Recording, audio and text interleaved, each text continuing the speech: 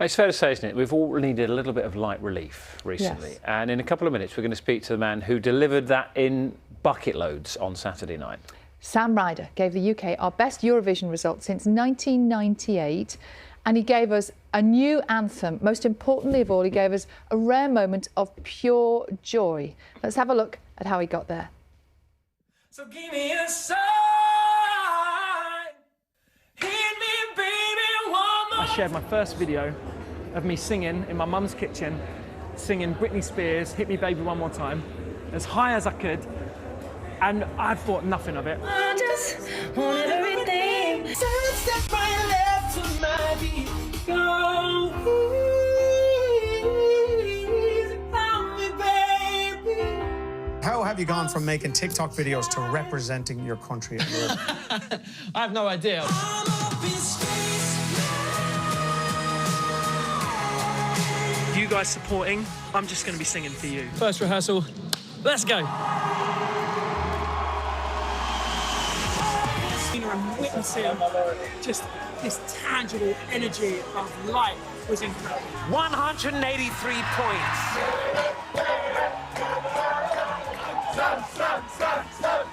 It was extraordinary. At one point we were complaining we only got 3 from someone. And we were like, last year we would have been delighted to get 3. Delighted to get anything.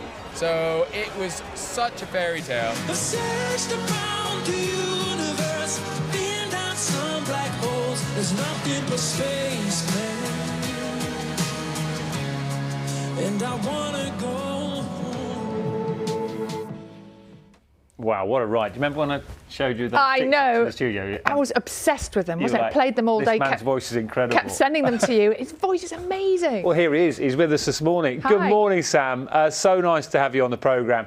Does it still feel a bit surreal, a little bit weird, thinking about what happened on Saturday night? It's so, well, I'm just hearing the piece that you put together before coming on. Thank you so much. It's quite emotional, actually, hearing all of that. I don't know, makes it a bit more real, so thank you.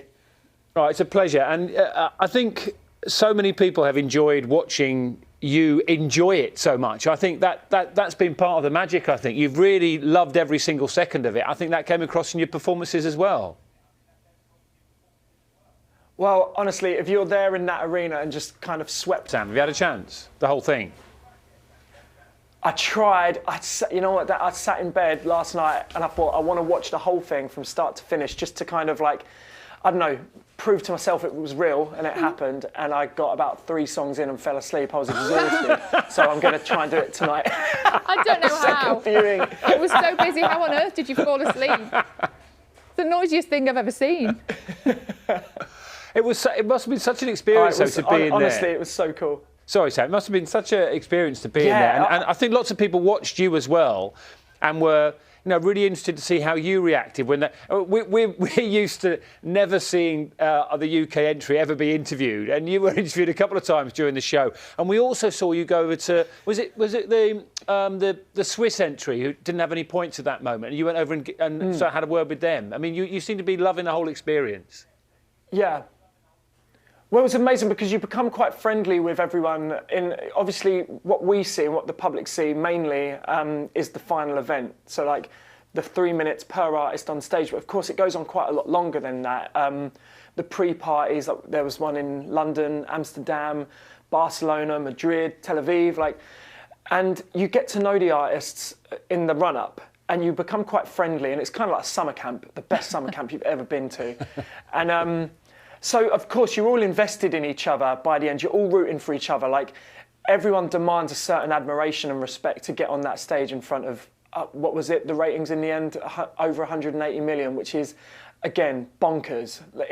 You can't comprehend that number. So when Marius, he did well in the jury vote, but when the public votes came in and Switzerland unfortunately got 0, it sucks because he did such a good job even getting on that stage. The song was amazing, his voice, his character, he's a strong, fantastic, inspirational artist, like all of the other delegates. And yeah, just want to give them a hug. When something like that happens, just want to make sure they're okay. And I'm sure he was absolutely fine. It's just me. I want to give him a massive hug.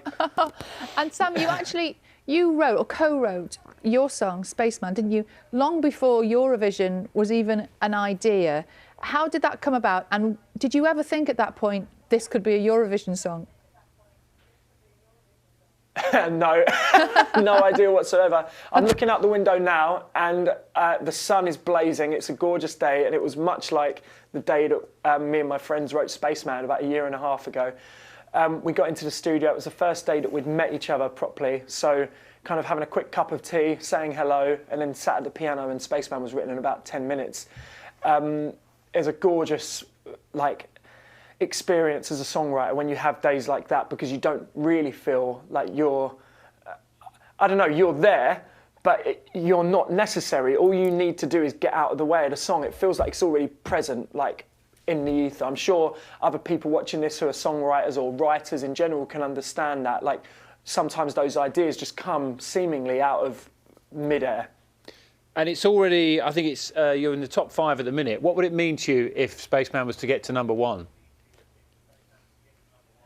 I mean, look, from the very beginning of singing in my shed on TikTok, and I heard you guys were being so kind talking about that, and just watching those videos and sharing them. I had no idea that would take on the life that it did. There was no expectation about numbers or followers or kind of where it would take me. So I carried that same intention and energy into Eurovision. I kept saying that the scoreboard is the last thing that I was thinking about, is the opportunity to be part of something so cool and so prestigious. I'm such a fan of Eurovision. I think it kind of highlights the best of us. Appreciate your honesty. And the other great thing, I think, was that not only did you and the UK have the first good night in a long time, but ultimately it was a Ukrainian winner on a night where there was a lot of solidarity shown for what they have all been through. Yeah, I'm so happy with the result. Again. Absolutely, in a heartbeat. So, are you allowed to re-enter? I'm sure you are. If you were offered to do it again next year, would you do it again? I think you can. I don't know if I'd do it next year. I think I'll still be catching up on sleep. It is brutal, the schedule for Eurovision, and also I want to. The main thing, I really wish and hope that the future of Eurovision and the attitude changes. That was our goal right from the beginning, to try and lift the negative stigma, because I really believe that it's unfounded. It shouldn't exist. It's a beautiful thing and should be celebrated so much more. We're so lucky to have it, and life's too short to not enjoy Eurovision, in my opinion. But also, now that we've kind of shone a bit of that positivity there, hopefully the plethora of diverse, amazing talent in the UK will be beating down the doors to be involved in Eurovision going forward. And I think can only be an amazing thing. Well, you've done something many people have struggled to do over the years, Sam, and congratulations to you. Thank you so much for being on the show this morning, and enjoy every success over the coming weeks and years ahead. Thank you, Vin. I appreciate it. Have a lovely last day, mate. And also just massive shout out to my team, because although I was on that stage, there were so many people involved to make it happen. So bless you both. Thanks so much for having me on. Sam. Thanks, Sam. Lovely to see you. I love him. He's a nice man, isn't he? We love him, don't we? Go on, Sam.